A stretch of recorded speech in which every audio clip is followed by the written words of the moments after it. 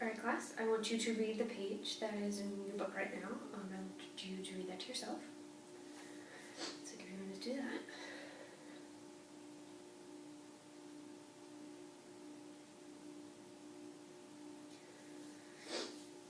Alright, so what can you tell me about a magnetic field? What is a magnetic field? Yeah. Is the space around the magnet? That's good. The two poles, that will be important. Yes, we're going to talk about that. And then we're going to talk about, what do you know about magnets? What's some things about magnets that you do know from your reading? Yes. That they stick to metal. Okay, what type of metal do they, like, what kind of metals? Iron. They stick to steel. Yes, yeah. Opposite poles attract, and that also means that similar poles do not attract, right? Okay, so I'm going to show you right here on the PowerPoint, on the projector.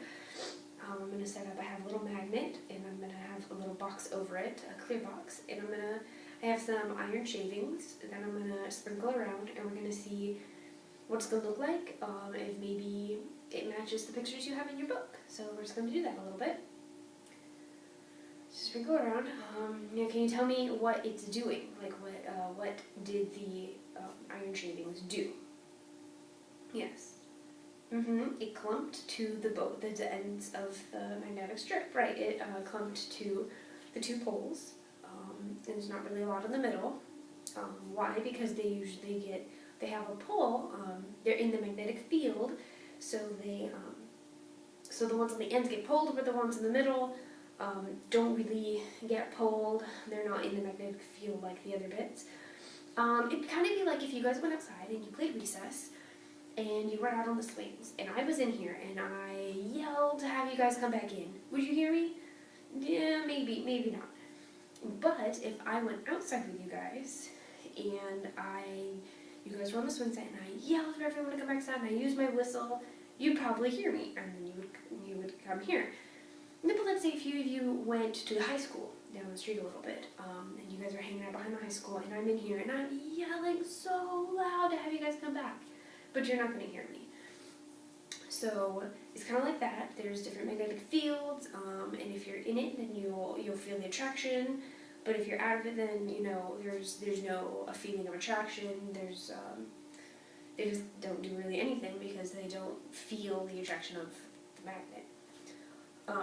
So if we're looking at our magnet we have on the projector, what is happening in the middle of a magnet? They're just sitting there? They aren't really doing anything.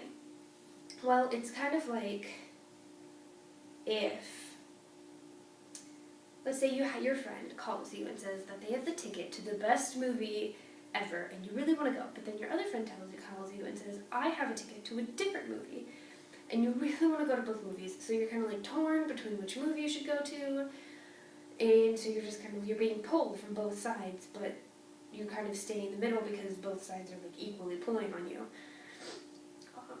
So that's kind of what it means to be stuck between the two. Alright, now I want you to read your book. I'm going to open up to page 161, and I want you to look at the two pictures they have, picture number 1 and picture number 2. And I want you to look over them, and then I want you to tell me what is happening in the pictures. So we're going to do that.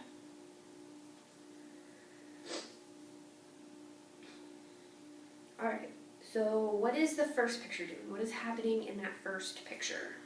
Yes. No, there's a north and a south. I don't think that's actually what the picture says, so we should probably look again. No, they do not, no, it is not opposites, so they're not attracting. Right, it's actually two souths, two souths, and as you can see, they cannot come together. They're being repelled from each other. They can't be forced together. And so I'm going to put that, so I'm going to have a student here. He's going to hold the magnet, so here, put one in your hand, and I want you to move your hands together. Oh, well, now they're touching because you're forcing them, so I'm just going to, just lay your hands open and just bring them together. And they're not going to go together. They're going to repel, they're not going to touch each other, there's going to be that barrier of magnetic force between them. because similar poles do not attract to each other, they repel. And so I'm going to make a demonstration up here with the findings and everything, and I'm going to take a south pole, and I'm going to take another south pole, and I'm going to try to put them close to each other, and I'm going to see what happens. So we put them together, and it looks like all the iron filings went away. They moved away, they did not want to be there, they were not about that. So now we're going to try it where I'm going to flip it, and I'm going to put the south near the north part, and we're going to see what the metal does. So as we put them together, you'll see that all the metal filings, they were attracted to the two poles, the opposite poles meeting, because the magnetic pole is much bigger, and opposites attract metals themselves, other magnets, that kind of thing. So as you can see in picture number 1, we have two similar poles, and so they repel against each other, they do not come together. And then the number 2 picture is opposite type poles, and so they come together and they attract filings and other metals. So that's the 2 differences between the pictures.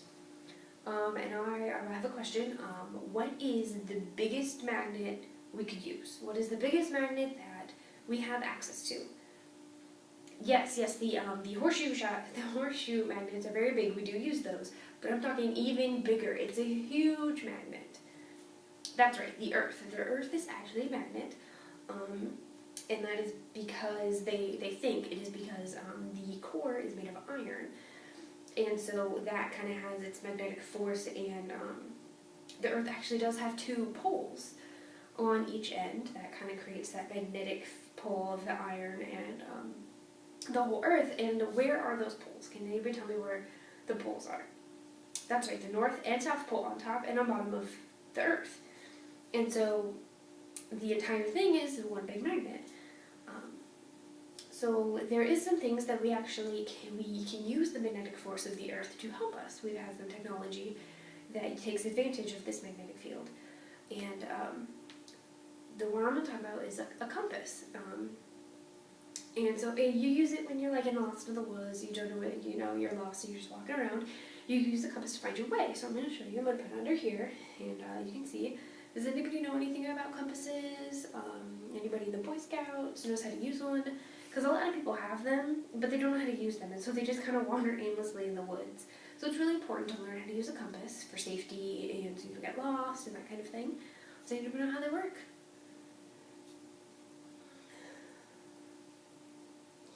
Kind of. Okay. So as you can see on the compass, it has north, south, east, or west, and it has this little needle in the middle. And so we're going to talk about the needle, and I'm going to actually demonstrate. I'm going to move it around for a little bit, and you're going to see that the needle is doing something. What is the needle doing? It's always pointing in the same direction, right? And, but what direction is that? What is it pointing at? Does anybody know what a compass always points to?